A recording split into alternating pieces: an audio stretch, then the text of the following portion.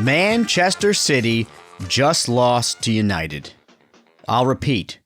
Manchester City just lost to United. I'm recording this on Sunday. And now, Liverpool only need 2 more wins to seal the deal, to win the Premier League. It's crazy. I can't even believe it. I can't believe it.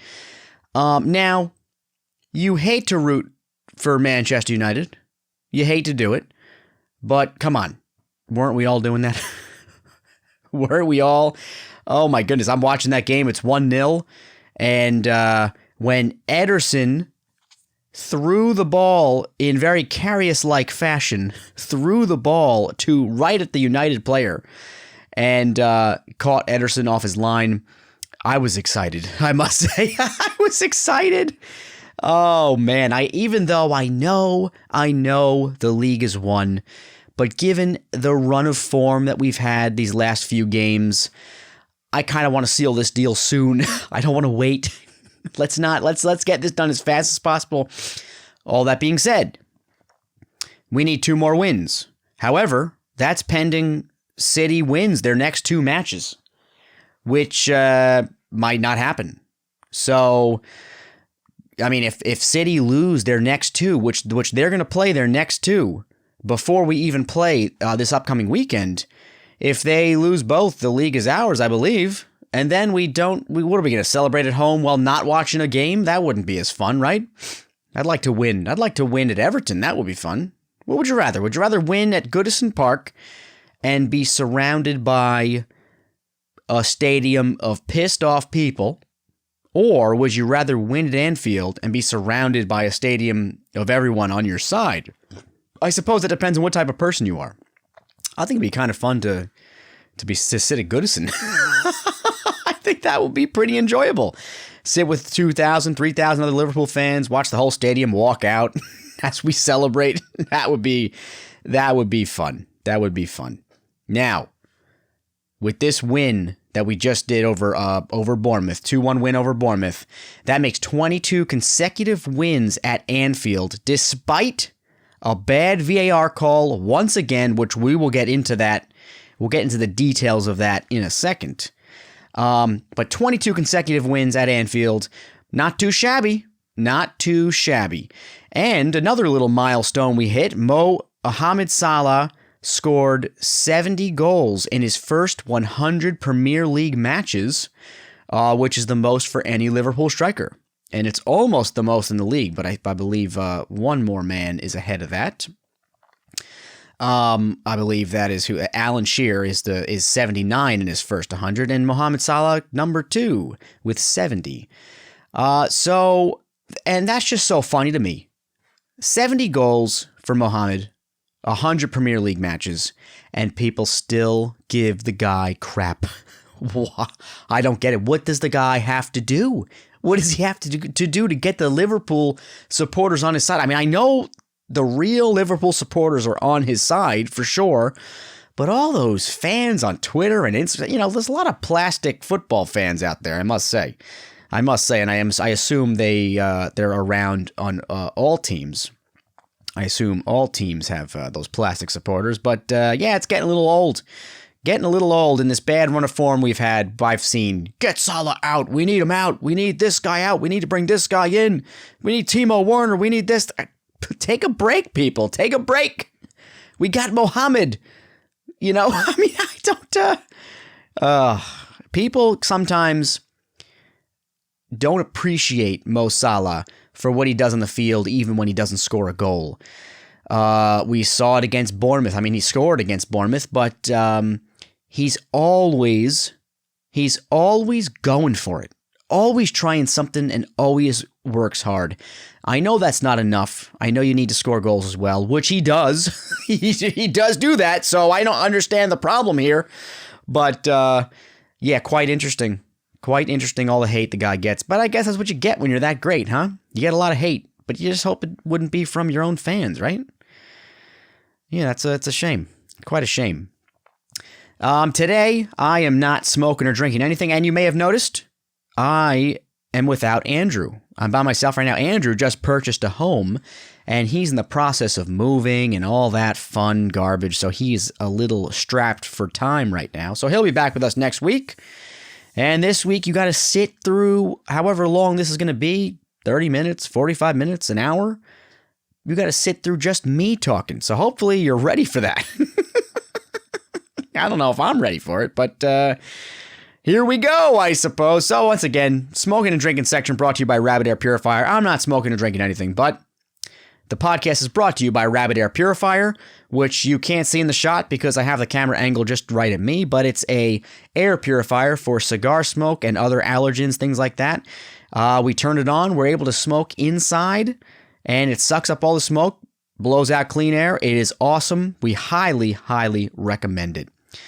And I'm not even going to go over stats today. We normally at this time go over stats on Flash Score. I'm not even going to do that. We're just going to get right into the meat of the podcast. Now, in the post-match press conference between right after the 2-1 win over Bournemouth, Klopp said some interesting things. And here's a quote he said. He said, "Losing football games is never good, but it makes you aware of how special it is to win games." And I thought that was a beautiful quote. And now this quote came after he was asked about Watford, things like that. And it's just so true. It's been extra. It hurts extra our bad run of form we've had. And I know, people are going crazy over it, saying this is the collapse of Liverpool, which is nonsense. Absolute nonsense. We're so far ahead in the Premier League. We've had an unbelievable season. Unbelievable. We've had a little bad run of form here, but come on. The season has still been crazy. But this quote from Klopp, losing football games is never good, but it makes you aware of how special it is to win a football game. And my point with that, or his point, and what I'm going to take from that is we can't take for granted where we are right now. You can't do it. You can't take it for granted. I mean, we all have. I mean, we sit in front. I mean, I sit in front of the TV. Some people go to the matches, and we're watching week in, week out. Liverpool just win everything. And it's like, oh, there goes Liverpool again, winning again. Oh, there they go, won again. Oh, big surprise. And it's just hilarious. So now we're coming off of an Atletico loss, Watford loss. Our game against West Ham was tight. Our game against Bournemouth was a little tight. So I see why people get a little scared, but that loss to Watford, that loss to Atletico, I mean, did you not appreciate that Bournemouth win? I appreciated it. I was, because we were all going into that Bournemouth game very, very nervous. I mean, when Bournemouth scored that first goal, which shouldn't have stood, mind you, which we'll get into that in a second. When they scored that first goal, Anfield was silent, just silent, because, everyone's just nervous at that game. We're in our heads saying, oh my goodness, are people right? Is this the collapse? Are we going to lose at Anfield right now? Luckily we came back and, that wasn't the case. We scored 2. We got the job done, 3 points. But I personally really appreciated that win now coming off of a loss. So hopefully we can continue a good run of form here. Or not continue. We're in a bad run. Hopefully we can turn around and start doing well. Not going to be easy. Definitely not going to be easy considering we have Atletico coming on Wednesday, which we'll talk about that soon. Allison's out injured. I don't think he's going to be back. He's not going to be back for the Atletico game. So we have some hurdles to jump through, but this team can do it. This is Liverpool. I mean, the whole season, we've watched this team go down a goal or have to score late to win. And they've just always done it without fail until the Watford game. Until the Watford game, that didn't happen then. But even it's so funny. Even watching that Watford match, when Watford went up 2-0, I still in my mind expected at least a tie. Still, And I'm sure a lot of people agree with me on that. I still expected a tie because we're so darn spoiled as Liverpool fans. So darn spoiled. I mean, it's crazy. Even Klopp is spoiled. Now in that post-match conference, in that same conference, Klopp said he slipped up a little bit. Klopp goes on and on with these conferences. You know, people ask him, "Oh, how are we going to get by? How are you going to get by the next 3 weeks? How are you going to get by the next 4 weeks?" Klopp has the same answer every single time. He says, "I don't think about those types of things. I think about next game coming up. That's it. In these moments, in these situations, this is all we do. We think about the next game. How can I think about 4 games ahead?" Okay, fine, Klopp. We get it. You think about the game ahead, and that's what you have to do as a manager. That's what you have to do as a team. You can't be thinking so many games ahead. You do have to take things one step at a time. But Klopp's been asked, is that it? Have we clinched the league? He says, no, we haven't clinched the league till we win the league. I get it. But in that post-match conference, he said he slipped. And he said they were talking about, I forget what they were talking about. I think it was the Watford loss, and he was talking about we had a loss here. Or he was saying if we had won those games, it would still be the same. And then he said the words, "when we will become champions." And then he quickly saved himself, and he said, if we become champions. So my theory is, after all this talk Klopp has about we don't think about games, he knows we won. He knows it. He's made it up. His mind is made. We won the league. He just cannot say that. He can't say it out loud. I guess he doesn't want to jinx it. But he kind of showed his hand a little bit there. A little Freudian slip there, buddy boy. Kloppy boy. How about that James Milner, huh? He kind of saved our heinies out there, or our butts, if you will. With that on the line, or not on the line, just off the line clearance. Holy moly, was that unbelievable. Let's talk about that for a second. Liverpool made a mistake. We gave the ball away.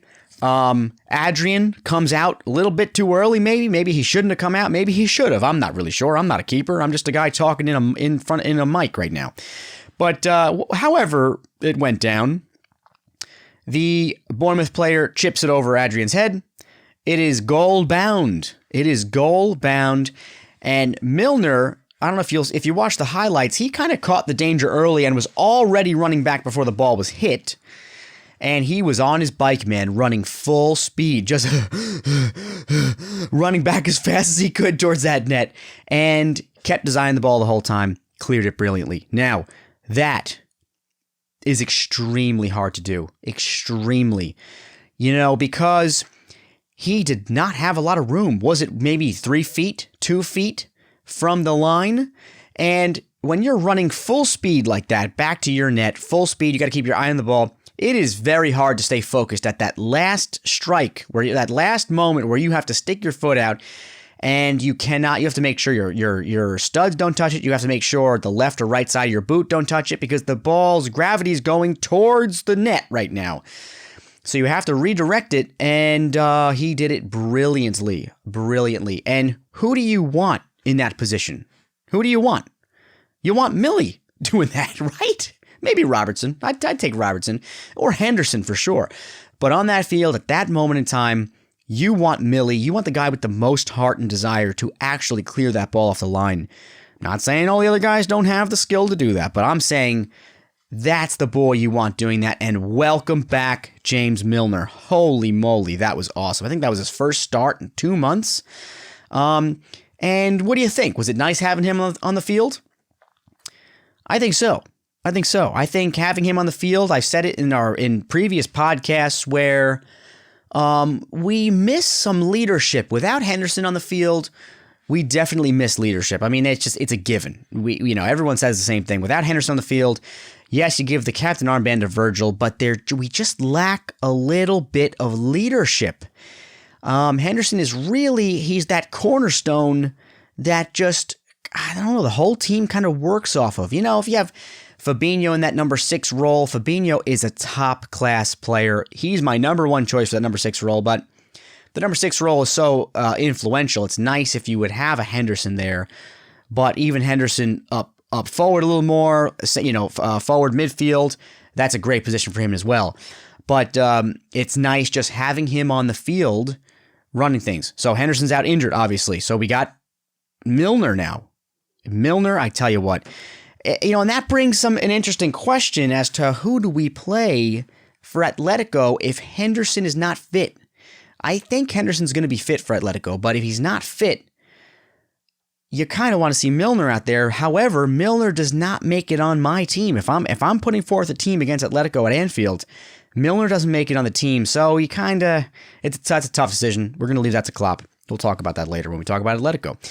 But yeah, it was nice having Milner out there. And Klopp said having Milner and Hendo out injured at the same time is not cool. And I agree, Klopp. I agree. We got to have one of them fit. Whether maybe we don't start Milner against Atletico, but maybe he comes on as a sub to kind of shore things up, get things organized if things aren't working out. But having both those guys out injured, both of our leaders, and even in the dressing room, Klopp mentioned they're not in the dressing room when they're injured, and it's nice to have those two guys there. Henderson out in the field, maybe Milner as a sub in the dressing room, in the training ground. Kind of getting the team ready for matches. Henderson and Milner are Klopp's eyes and ears out in that field, and if he doesn't have them, who has he got? Who's going to take the place? And the other people try to, but they just don't do as well as those two guys. So yes, Klopp, I agree. It is not cool having those two guys out. Let's get into the VAR call. Okay, it's what we all want to talk about. It's what I want to talk about. The VAR call, Bournemouth's first goal of that match, their only goal of the match. Was it a foul? Yes. Why wasn't the foul called? I'm not sure. I'm sorry, what was that? Why wasn't the foul called? I don't know. I got no idea. And I don't think anyone has an idea. Maybe Bournemouth will argue with us, but other than Bournemouth, I don't think many people will be arguing that was not a foul. So, now I get confused with this VAR. The clear and obvious part of it. And that seems to be the part that everyone is having issues with. And clear and obvious. Is it the foul they're looking at, or is it a mistake from the ref? So I believe in this instance, they're kind of looking at it like, was that a clear and obvious mistake the ref made? And they go, no. I'm not sure why, but they say no, and the goal stands. Now, you look at the replay of that, his shoulder goes right into the back of Gomez and catches Gomez off balance. I don't care how light his shoulder hit him. Now, it seemed to hit him pretty hard, but let's say it was even lighter than that. It doesn't matter how light it is. It caught him off balance and opened up the whole front of the field for him. It made a goal came of it. So, do they then take that back into the VAR room and look at the foul and go, all right, it wasn't a mistake by the ref, or it was not enough. There you go. Not enough of a mistake from the ref for us to turn it over? I really don't understand. And you had a good ref in the VAR room. It wasn't some dope, yet they're so afraid. They're so afraid to call things back. And I think it's because they just hold the center ref up on such a pedestal. And I believe they're all refs. There's refs in the VAR room. There's refs in the sidelines. There's a center ref. There's refs. They're all in the same pool of people. And they're almost like cops who they kind of look out for their own, or firemen who look out for their own. It's almost like that type of situation where they go, all right, maybe it was a mistake, but I don't want to rub him the wrong way, or I don't want to make him look bad. And I get that, but who cares about all that stuff? That needs to stop. We need to say the center ref, if a call gets overturned that he called, he needs to go, cool, Perfect. Thank you. Thank you for catching that. Because a center ref can only see so much. Even you got the center ref, you got the linesman, they can only see so much. They can't see everything. And, they obviously missed that. I guarantee you the ref of that game can go back on the camera and look at it and say, yeah, all right, that was a foul. I might have got that one wrong. I might have got it wrong. And I don't know how anyone would call it a foul at all. So it's not even a question of, clear and obvious. All right, yeah, it's clear and obvious. It's clear and obvious it was a foul. I mean, I don't know. I don't know how else you could swing it. And also it brings up the point of why don't they just go and look at the monitor with such, now listen, I get it. When a ref has to go look at the monitor, the game slows down. It's no longer exciting. I get it. You do want to avoid that as much as possible. But this led to a goal. Go take a look at the TV, buddy boy. Go look at it. I just don't, I don't get it. I do not get it. And I'm sure all of you listening to this are flabbergasted as well of the call. And luckily, we're Liverpool, and we're the mentality monsters, and we came back and scored 2 more goals, no problem, within the next 20 minutes as well. But what if that was that goals like that changed the whole game? Who knows what the scoreline of that game would have been had that goal not stand. Now again, Liverpool are so confident when they go down. So I don't think it makes much of a difference for Liverpool to be. I'm saying that completely honestly. For Liverpool, it don't matter for the most part. For other teams, most teams, when you go down a goal, it really messes with your head. Really messes with your head. And, so it's just stuff we got to figure out. We got to figure this out. And I'm sure they will. I'm sure we're going to, at the end of this season, now you can't change anything this season or else it would be unfair to other teams.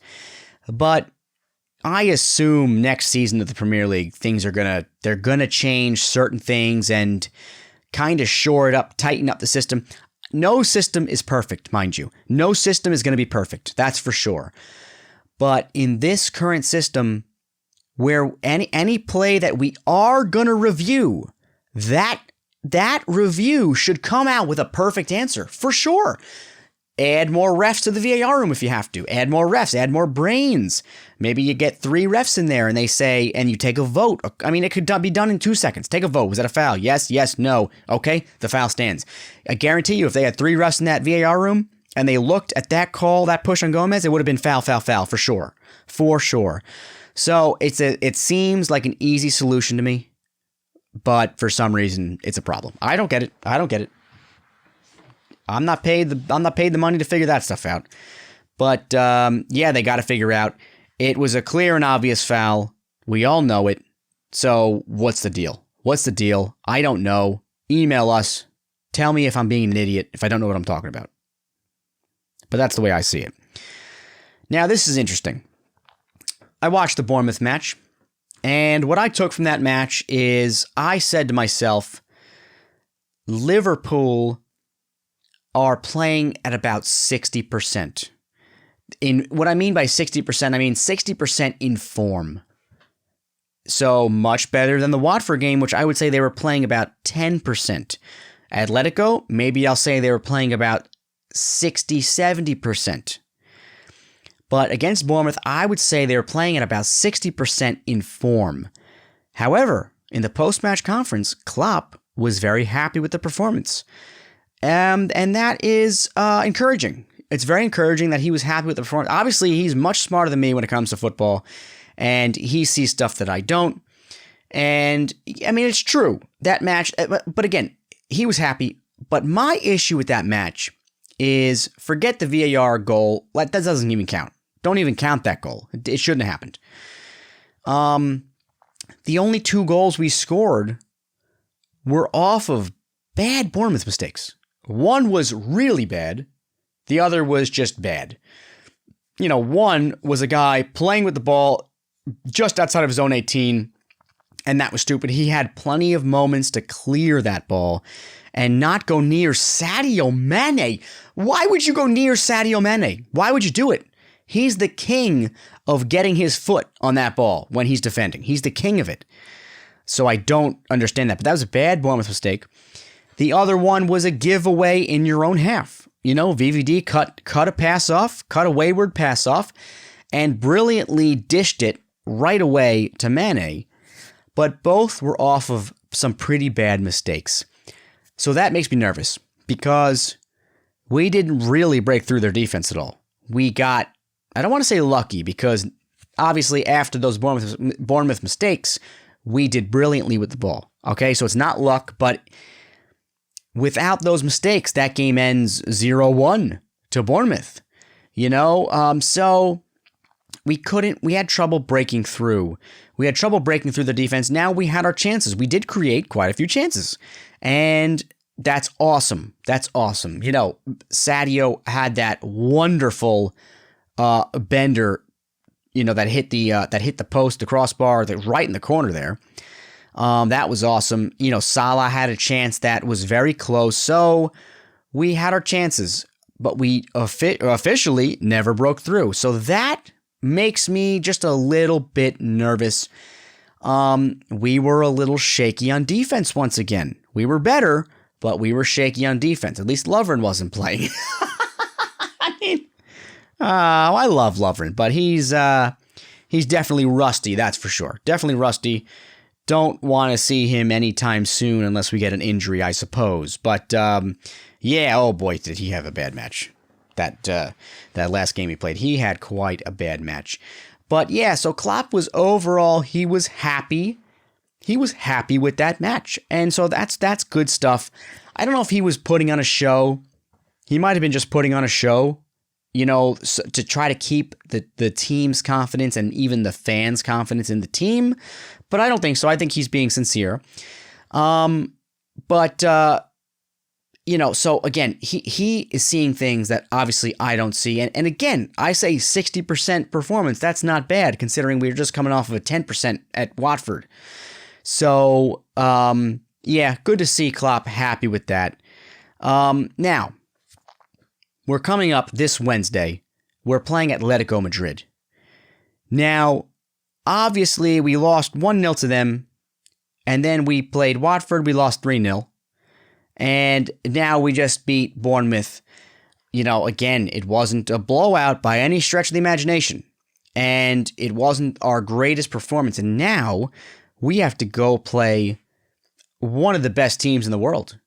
Granted, it's at Anfield, but we're going in down a goal. So we have to pull another, we have to pull a clean sheet. And if we don't pull a clean sheet, then we got to score a lot of goals. So it's just, after watching that Bournemouth match, I am not confident. I'm not confident going into Atletico. It's going to be tough. It's going to be tough. People, I did an Instagram live. People are asking my score predictions, and my honest score prediction of that game looks like a 1-1 to me. Now, obviously, I dread that because that means we're out of the Champions League. But, hopefully we can get a 2-0. That'd be wonderful. I'd settle for a 1-0, go to penalty kicks. But just how we've been playing lately, I'm not fully confident. Now, that being said, we're in hopefully a small bad run of form. So maybe this is when we break out of our bad run of form and go back to regular Liverpool winning all the time. So it's definitely possible.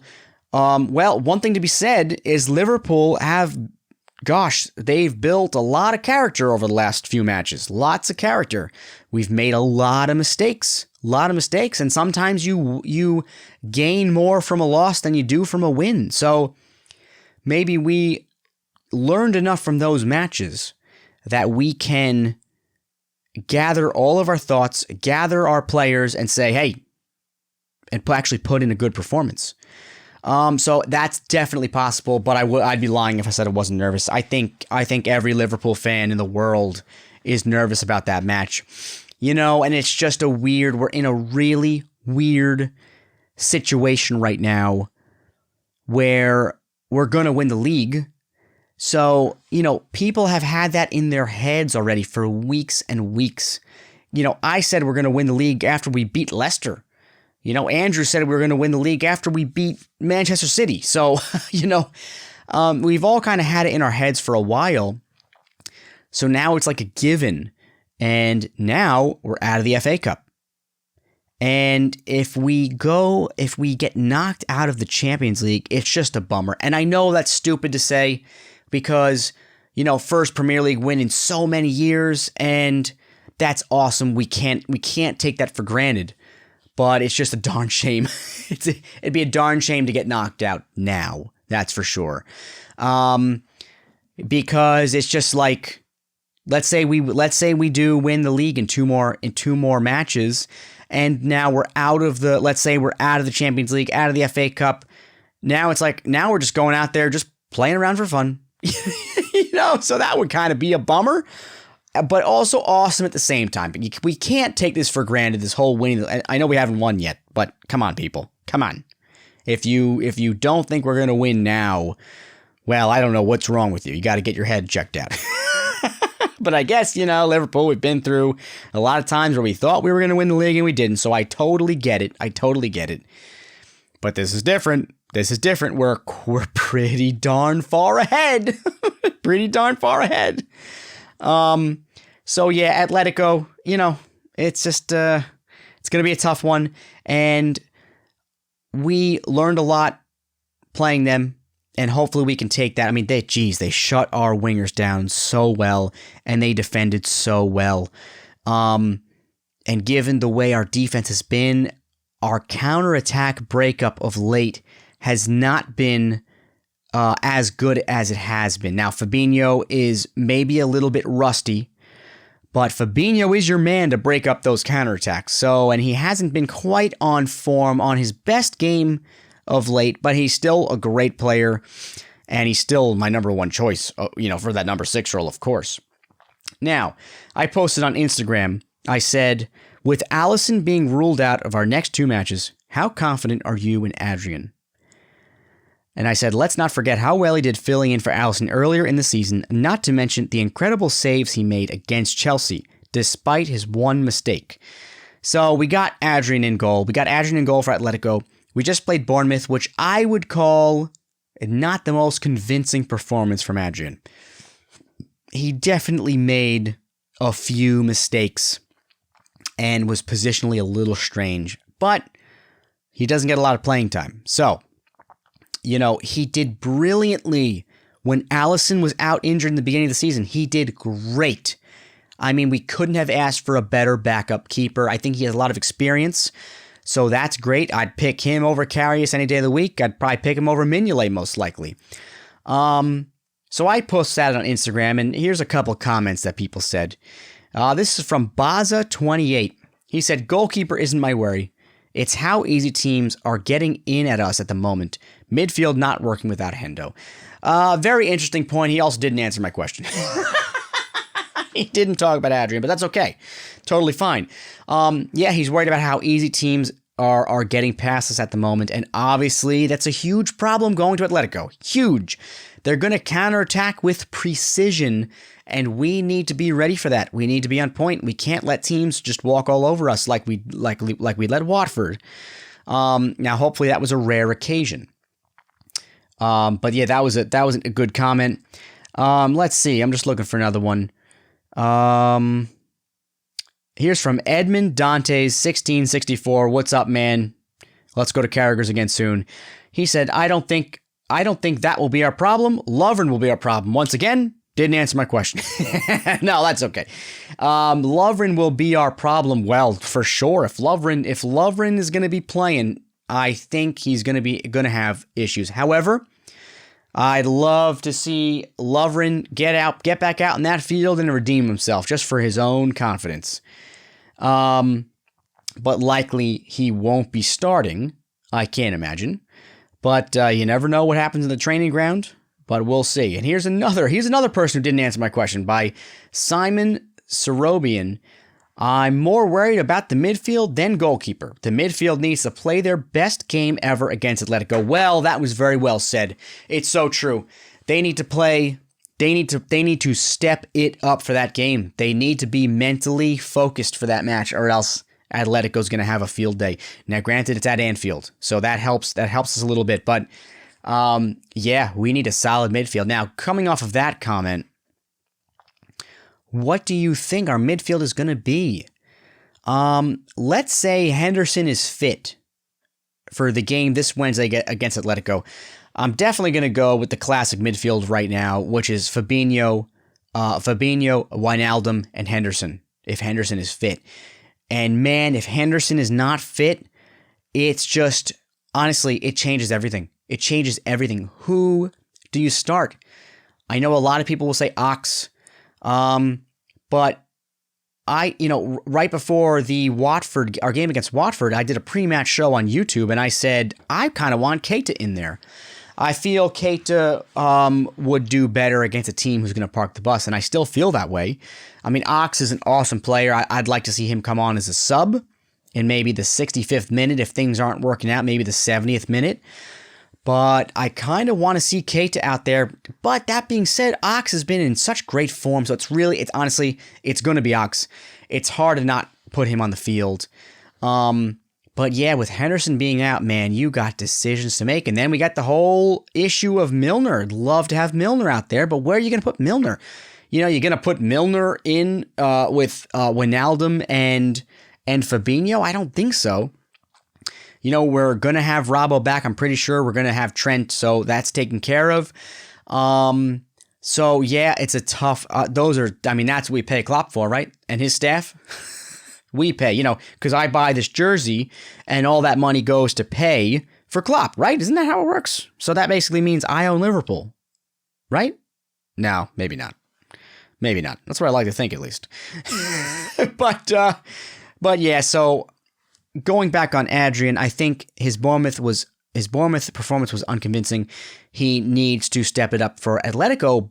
That being said, I do have confidence in him. I really do.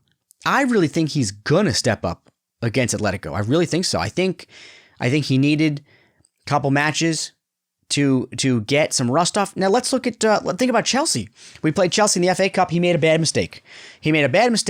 His first time out in the pitch in a while. But he then followed that bad mistake with some brilliant saves. Unbelievable. So that's wonderful. And then he comes on Bournemouth, was still a little rusty. I think Atletico is when he's going to break out. Honestly, I think that's when he's going to break out.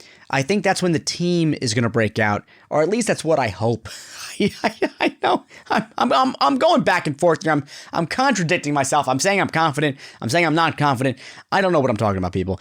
But it's going to be a scary game, but it's going to be an exciting game. I can't wait to watch it. I really hope we can stay in the Champions League. So we look to Atletico. I got to turn this on here. Wrong one. This is Andrew's job normally. Wrong. Oh, that's that one. Oh, that's the applause. Hey, we're all done, people. No, not quite yet. There we go. So we looked at Atletico this Wednesday. Stadium, Anfield, 4 p.m. Our next podcast will be released on Tuesday. This is the Tuesday show. Thanks, everyone, for listening. Allay. Applebee's, land of the free, home of the brave, long live the queen, and up the Reds. Let's go, everyone. Adios. Have a good week.